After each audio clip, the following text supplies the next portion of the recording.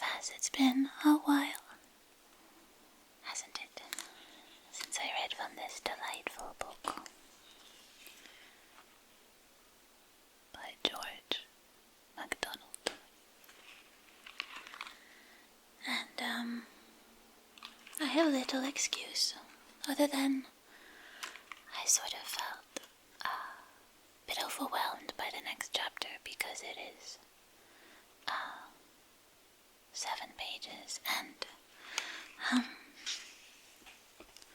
just decided actually I'm gonna break it down, and today, just because I'm a little short on the time, I'm gonna just do 1 page. Also, I was trying to figure out where the break would make sense, and it has to be 1 page, or page 1. I mean, one of the pages. You know what I'm trying to say? I have to break it here. Okay. I do have, hang on 1 second. I do have tea. It's a rooibos tea, decaf.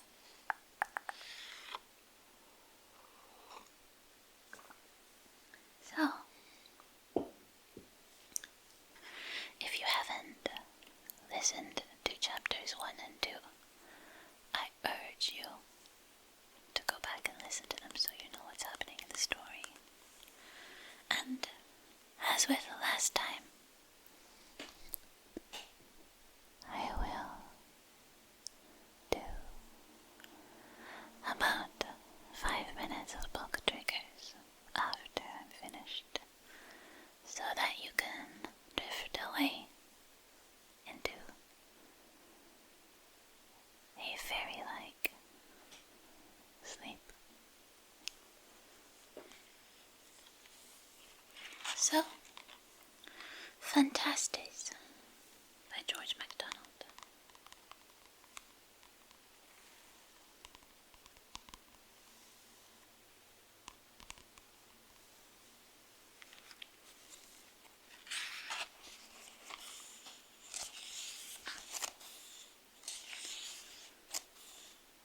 Each chapter, as I mentioned last time, each chapter starts with a quote or a poem.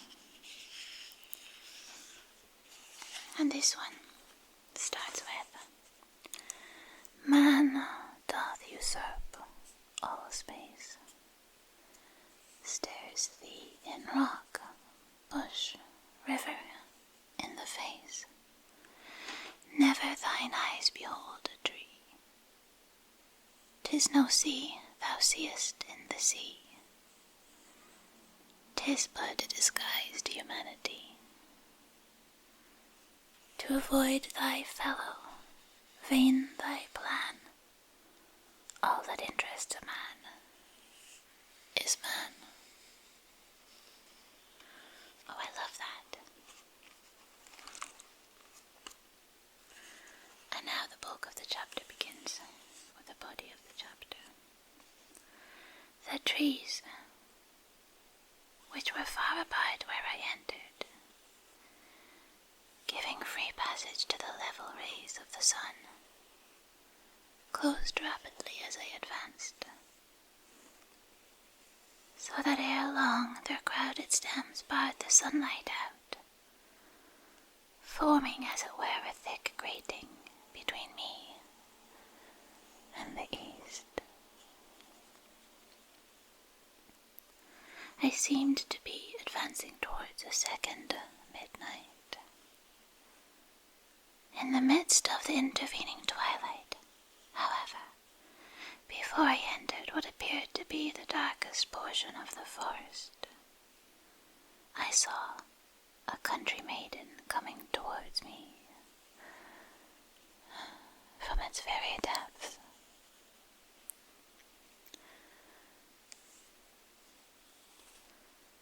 From its very depths.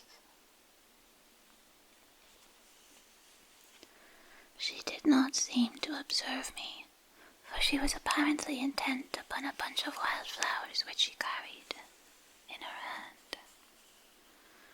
I could hardly see her face, for though she came direct towards me, she never looked up. But when we met, instead of passing, she turned and walked alongside of me for a few yards, still keeping her face downwards and busied with her flowers. She spoke rapidly, however, all the time, in a low tone, as if talking to herself, but evidently addressing the purport of her words to me. She seemed afraid of being observed by some lurking foe. "Trust the oak," said she. "Trust the oak and the elm and the great beech. Take care of the birch, for though she is honest, she is too young not to be changeable. But shun the ash and the alder, for the ash is an ogre. You will know him by his thick fingers, and the alder will smother you with her web of hair if you let her near you at night." All this was uttered without pause or alteration of tone. Then she turned suddenly and left me, walking still with the same unchanging gait. I could not conjecture what she meant, but satisfied myself with thinking that it would be time enough to find out her meaning when there was need to make use of her warning, and that the occasion would reveal the admonition. I concluded from the flowers that she carried that the forest could not be everywhere so dense as it appeared from where I was now walking, and I was right in this conclusion, for soon I came to a more open part, and by crossed a wide grassy glade, on which were several circles of brighter green. But even here I was struck with the utter stillness. No bird sang. No insect hummed. Not a living creature crossed my way. Yet somehow the whole environment seemed only asleep, and to wear even in sleep an air of expectation. The trees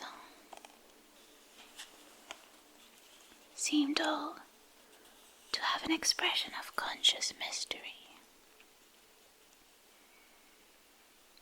as if they said to themselves, "We could, and if we would." They had a look, all a meaning, look about them. They had all a meaning.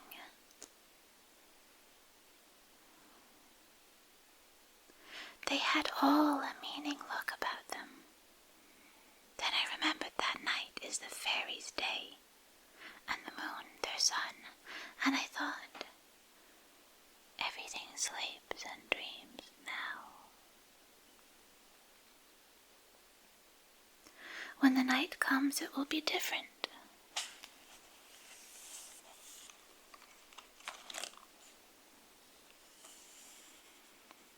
At the same time, I, being a man and a child of the day, felt some anxiety as to how I should fare among the elves and other children of the night, who wake when mortals dream.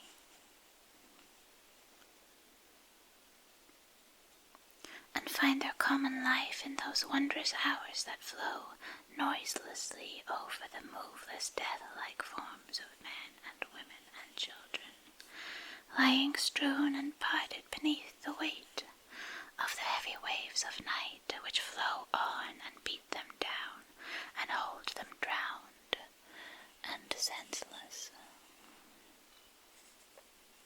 until the ebb tide comes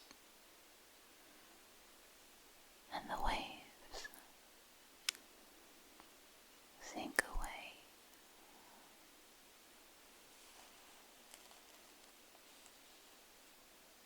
Back into the ocean of the dark. But I took courage and went on. Soon, however, I became again anxious, though from another cause. I had eaten nothing that day, and for an hour past had been feeling the want of food. So I grew afraid lest I should find nothing to meet my human necessities in this strange place. But once more I comforted myself with hope and went on.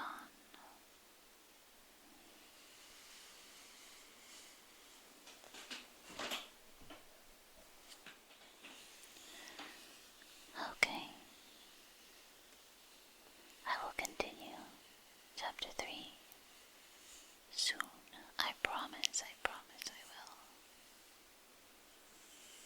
But for now, allow me to do some light book triggers to help you fall asleep.